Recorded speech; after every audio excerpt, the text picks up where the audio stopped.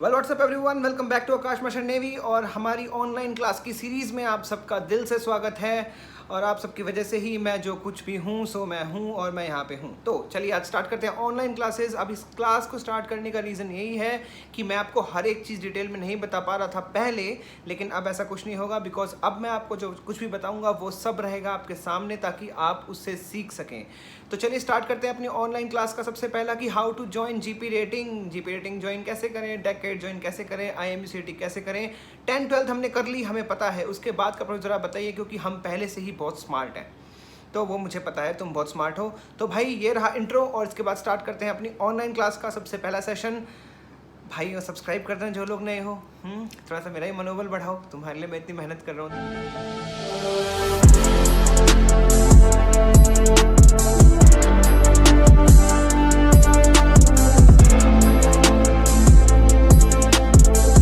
और जो लोग ज्वाइन करना चाहते हैं, अगेन अपनी व्हाट्सएप पे CV कंटिन्यू डालते रहिए। जैसे ही अभी वैकेंसीज ओपन हो रही हैं, इंटरनेशनल फ्लाइट ओपन होने वाली हैं।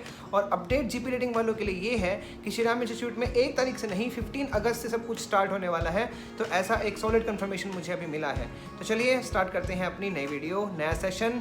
तो जैसा कि आप यहाँ पर देख सकते हैं, welcome to Akash Mission Navy, chief engineer and YouTuber and motivator. तो जो लोग ये कह रहे हैं कि सर आपका चीफ इंजीनियर हो आप, लेकिन आपने कोई प्रूफ नहीं दिखाया है, तो उनके लिए मैं ये कह दूँ कि भाई तुम्हारे लिए ज्ञान जरूरी है। मैं क्या हूँ मैं क्या नहीं हूँ वो ज़रूरी नहीं है। तुम्हें अगर इस चीज़ से एक्चुअल नॉलेज मिल रही है, जिन लोगों को प्लेसमेंट मिल रही है, उनसे आप मेरे बारे में पूछ लीजिएगा, बाकी इसकी कोई ज़रूरत नहीं है।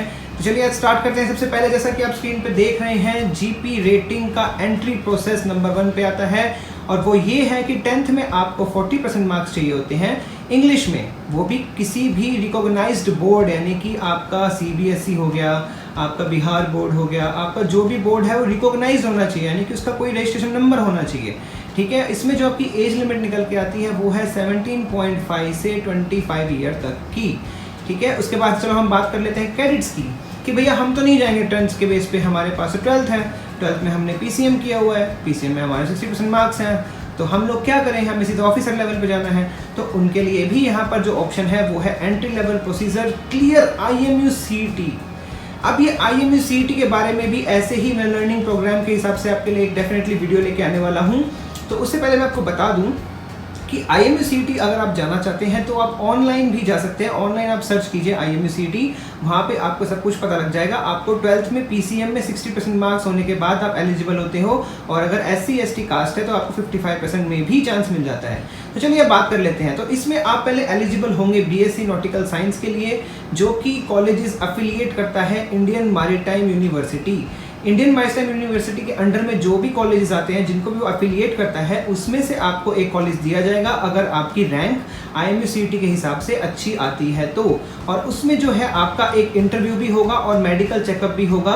और वो जब आप अपना फॉर्म फिलअप करोगे तो उसके पहले भी अगर आप मेडिकल चेकअप करा लोगे तो बहुत ही इंपॉर्टेंट है, क्योंकि हमारी फील्ड में, मर्चेंट नेवी में, IMUCT में आपको कलर ब्लाइंडनेस बिल्कुल भी नहीं चाहिए होता है। अगर कलर ब्लाइंडनेस आपके पास है तो आप एलिजिबल नहीं हो। तो इसके लिए मैं आपको पहले ही बता दूं, ये है वो बात। चलिए अब आप बात कर लेते हैं कि सर हमें डेक ऑफिसर डायरेक्ट जाना है 12th के बाद। हमने IMUCT कर लिया, उसके बाद हमें क्या करना है? तो डेक ऑफिसर में आपको जाना है तो 2 ऑप्शन आपके पास हैं। एक तो आपके पास ऑप्शन है BSc नॉटिकल साइंस का, जो कि 3 साल का होता है, और दूसरा आपके पास है diploma in nautical science leads to BSc nautical science. Duration इसका 1 साल का होता है। अब आप कहोगे कि सर इन दोनों में फ़र्क क्या होता है? तो देखिए, BSc नॉटिकल साइंस जो आपकी 3 साल की होती है वो एक अलग डिपार्टमेंट है, जबकि खाली डिप्लोमा अगर आपके पास है नॉटिकल साइंस में, वो आपकी एक अलग चीज़ है। लेकिन उसमें आपका ये बेनिफिट है कि आपको 1 साल का ही आपको ड्यूरेशन में कोर्स करना होता है, जिसके बाद आप BSc नॉटिकल साइंस की वजह से आप डेक ऑफिसर में सेल कर सकते हैं, या फिर डेक कैडेट में पहले आप सेल कर सकते हैं।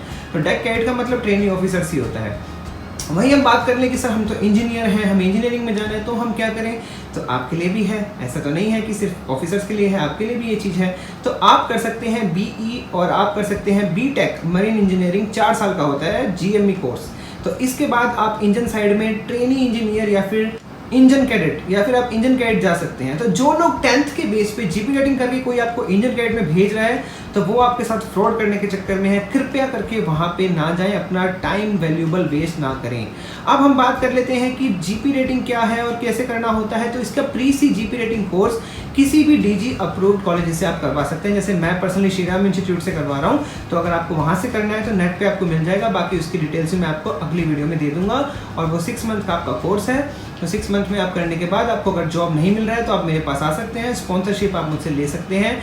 जितना भी आपको वेसल चाहिए, जो भी आपकी रिक्वायरमेंट है, उसको कोशिश करेंगे कंप्लीट करने की।